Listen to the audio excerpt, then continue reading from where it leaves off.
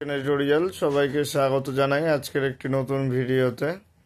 তো মাধ্যমিক পরীক্ষা 2025-এর ইতিহাস বিষয়ের সাজেশন 8 এবং 4 নম্বরের জন্য নিয়ে আমি আজকে উপস্থিত হয়েছি তোমাদের সামনে।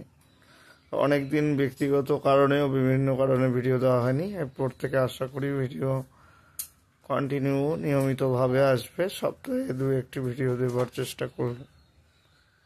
তো তোমাদের 2025 সালে ইতিহাস বিষয়ে সাজেশন দেওয়ার আগে আমি একটা কথা পরিষ্কার ক্লিয়ারলি বলতে চাই, এটা তোমাদের জ্ঞাতার্থে বলতে চাই যে ইতিহাস বিষয়ে না সাজেশন এখন 2017 থেকে, যবে থেকে এই নতুন সিলেবাসটি চালু হয়েছে 17 থেকে এখনো পর্যন্ত 25 সাল পর্যন্ত বা 24 সাল পর্যন্ত, 25 সালে পরীক্ষা এখনো হয়নি, এই পর্যন্ত যতগুলো পরীক্ষা বা যতগুলো এই ইতিহাস বিষয়ক পরীক্ষা হয়েছে মাধ্যমিকে, সবগুলোতেই ছক ভাঙা প্রশ্ন আসবার একটা প্রবণতা আছে। আগে কেমন আসতো, মহাবিদ্রোহের কারণ লেখো, মহাবিদ্রোহের ব্যর্থতার কারণ লেখো, ও সিপাহী বিদ্রোহের বৈশিষ্ট্যগুলি লেখো, সিপাহী বিদ্রোহকে প্রকৃতি লেখো, এইভাবে আসতো। মহাবিদ্রোহ, সিপাহী বিদ্রোহ এইভাবে আসতো। কিন্তু বর্তমানে দেখা যাচ্ছে কোশ্চেনের ধরনটা একটু বদল করা হয়েছে। যেমন তোমাকে ধর দিল সামন্ততান্ত্রিক বিদ্রোহ কেন বলা হয়, ঠিক আছে, একবার ব্রাহ্ম সমাজের বিভাজন বিবর্তন দিচ্ছে, পরবর্তীতে দিচ্ছে ব্রাহ্ম সমাজ আজ যে বিবর্তন এসেছিল বা ব্রাহ্ম সমাজের যে ভাগগুলি আলোচনা করো। একই প্রশ্ন তোমরা যদি বইটাকে খুঁটিয়ে পড়ো, খুঁটিয়ে পড়লে তোমরা বই থেকে কমন অবশ্যই পাবে, ঠিক আছে। তো বই থেকে খুঁটিয়ে পড়লে কমন পাওয়া যাবে, কিন্তু এখন তো খুঁটিয়ে পড়ার সময় নেই, বড় প্রশ্নের ক্ষেত্রে প্রতিটা ধরে ধরে মুখস্থ করবো এমন সময়টা এখন নেই। তো এখন লাস্ট মুহূর্তে সাজেশনের জন্য তোমরা যেগুলো পড়ে যেতে পারো সেগুলো আমি বলছি। স্থানীয় ইতিহাস চর্চা বলতে কি বোঝো, নতুন সামাজিক ইতিহাস চর্চার বৈশিষ্ট্য লেখো, জীবন স্মৃতি, আত্মজীবনী রূপে জীবন স্মৃতির গুরুত্ব, এবং বঙ্গদর্শন পত্রিকা তৎকালীন সময়ে কি ভূমিকা পালন করেছিল বা বঙ্গদর্শনের প্রভাব কী ছিল, এইটা খুব গুরুত্বপূর্ণ প্রশ্ন। এছাড়া নথিপত্রের গুরুত্বটা একটু দেখে যেও, নথিপত্রের গুরুত্ব যদিও তেমন আসবার মতো নয়, তবুও দেখে যেও। তারপরে আমরা যদি দ্বিতীয় অধ্যায়ে চলে আসি, দ্বিতীয় অধ্যায়ে অবশ্যই মুখস্থ করবে, সেটা হচ্ছে রাজা রামমোহন রায়ের শিক্ষা সংস্কার ও সমাজ সংস্কারে রাজা রামমোহন রায়ের ভূমিকা, শিক্ষা সংস্কারে রাজা রামমোহন রায়ের ভূমিকা, এইটা অবশ্যই মুখস্থ করবে। আর তারপরে অবশ্যই যেটা আসবে রামকৃষ্ণদেবের সর্বধর্ম সমন্বয়, রামকৃষ্ণদেবের সর্বধর্ম সমন্বয়, ব্রাহ্ম সমাজের বিবর্তন। ব্রাহ্ম সমাজের বিবর্তন কিন্তু খুবই গুরুত্বপূর্ণ কোশ্চেন। বিবর্তন বা বিভিন্নভাবে ব্রাহ্ম সমাজ বিভক্ত হয়েছিল, কেন বিভক্ত হয়ে কোন কোন সংগঠনগুলি গড়ে উঠেছিল, ব্রাহ্ম আন্দোলনের প্রভাবগুলি কী ছিল, টোটাল ব্রাহ্ম সমাজটা সমাজ সম্বন্ধে যতটুকু তোমাদের টেক্সট বইতে আছে সেটা কভার করবে।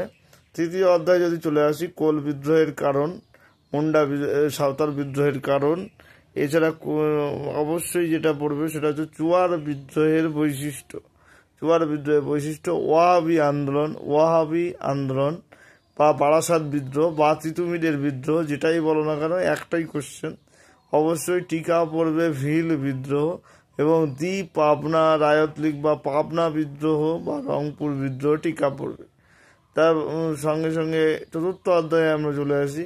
চতুর্থ অধ্যায়ে মহাবিদ্রোহের প্রকৃতি বা মহাবিদ্রোহকে সামন্ততান্ত্রিক বলা যায় কি, তাছাড়া মহাবিদ্রোহের কারণ, মহাবিদ্রোহের ব্যর্থতার কারণ অবশ্যই পড়বে, মহাবিদ্রোহের ব্যর্থতার কারণ, মহাবিদ্রোহের ব্যর্থতার কারণের সঙ্গে সঙ্গে পড়বে মহারানীর ঘোষণাপত্র, ভারত সভা, জমিদার সভা, ভারত সভা এবং জমিদার সভা, এই কটা পড়লেই কিন্তু তোমাদের চতুর্থ অধ্যায় কমপ্লিট হয়ে যাবে আশা করি। পঞ্চম অধ্যায়ে শিক্ষার সঙ্গে ছাপাখানার সম্পর্ক আলোচনা করো, শ্রীরামপুর মিশনের ভূমিকা, শিক্ষার অগ্রগতির ক্ষেত্রে বা ছাপাখানার অগ্রগতির ক্ষেত্রে শ্রীরামপুর মিশনের ভূমিকা, বিদ্যাসাগর মহাশয় ছাপাখানা বিকাশে বিদ্যাসাগর মহাশয়ের ভূমিকা আলোচনা করো, বা সংস্কৃত প্রেস কি, এই কোশ্চেনটা দিতে পারে। এছাড়া উপেন্দ্র কিশোর রায়চৌধুরী ছাপাখানার বিকাশে তার ভূমিকা কী ছিল, এই কোশ্চেনটাও ইম্পর্টেন্ট, এই কোশ্চেনটা অবশ্যই তোমরা দেখে যাবে। আর অবশ্যই করে দেখবে রবীন্দ্রনাথের বিশ্বভারতী ভাবনা বা শান্তিনিকেতন ভাবনা, প্রকৃতি ও মানুষ সম্বন্ধে রবীন্দ্রনাথের শিক্ষা চিন্তা আলোচনা করো। এই ছিল পঞ্চম অধ্যায়ের কোশ্চেন। এবার আসি ষষ্ঠ অধ্যায়ের বড় কোশ্চেনে, বারদৌলি সত্যাগ্রহ। চোখ বন্ধ করে বারদৌলি সত্যাগ্রহ পড়ে যাও, মানে চোখ বন্ধ করে পড়া যায় না বন্ধুরা, কিন্তু পড়তে হবে, মানে পড়ে যাবে অবশ্যই। বারদৌলি সত্যাগ্রহের পরবর্তীতে হবে অবশ্যই একা আন্দোলনের সঙ্গে সঙ্গে তোমরা পড়বে বঙ্গভঙ্গ বিরোধী আন্দোলনে নারীদের ভূমিকা। বঙ্গভঙ্গ বিরোধী আন্দোলনে নারীদের ভূমিকা, এইটা অবশ্যই পড়বে। ষষ্ঠ অধ্যায়ের প্রশ্ন, ষষ্ঠ অধ্যায়টা কিন্তু যথেষ্ট গুরুত্বপূর্ণ। তার সঙ্গে গুরুত্বপূর্ণ সপ্তম অধ্যায় নমশূদ্র আন্দোলন এবং আম্বেদকর গান্ধী বিতর্ক, গান্ধী আম্বেদকর বিতর্ক, যেটা তোমাকে দলিত আন্দোলন অবশ্যই পড়বে। সশস্ত্র বিপ্লবী আন্দোলনে নারীদের ভূমিকা, সশস্ত্র বিপ্লবী আন্দোলনে ছাত্রদের ভূমিকা, রশিদারি দিবস, যেটা কেউ বলছে না তবু আমি বললাম, রশিদারি দিবস অবশ্যই পড়বে। তারপর হচ্ছে আমরা সব থেকে বেশি করে যেটা দেখবো, বঙ্গভঙ্গ বিরোধী আন্দোলনে শ্রমিক শ্রেণীর তেমন আগ্রহ ছিল না কেন। অষ্টম অধ্যায়ের কোশ্চেন, ইতিহাসের অষ্টম অধ্যায়, জুনাগড় সমস্যা, কাশ্মীর সমস্যা, হায়দ্রাবাদ সমস্যা, নেহরু লিয়াকত চুক্তি, এছাড়া উদ্বাস্তু সমস্যা এবং সাহিত্যে তার প্রভাব আলোচনা করো। এবং এর সঙ্গে আমি একটা এক্সট্রা কোশ্চেন হিসাবে তৃতীয় অধ্যায়ের একটা কোশ্চেন, সেটা হচ্ছে ঔপনিবেশিক অরণ্য আইন সরকার প্রবর্তন করেছিল কেন। এছাড়া চতুর্থ অধ্যায়ের আরেকটি কোশ্চেন হচ্ছে গগনেন্দ্রনাথ ঠাকুরের ব্যঙ্গচিত্র আলোচনা করো, ব্যঙ্গচিত্র সম্পর্কিত আলোচনা করো।